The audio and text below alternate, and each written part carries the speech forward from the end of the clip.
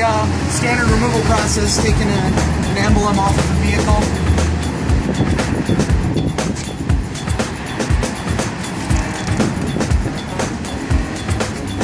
This particular emblem has fairly new tape on it.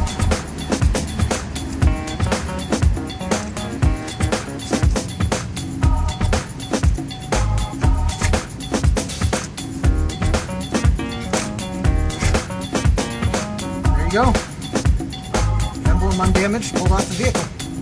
So the next step after we remove the emblem from the vehicle is to soak it in the beanie dew.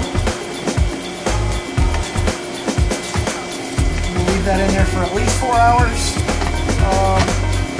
But depending on the adhesive, longer is sometimes better.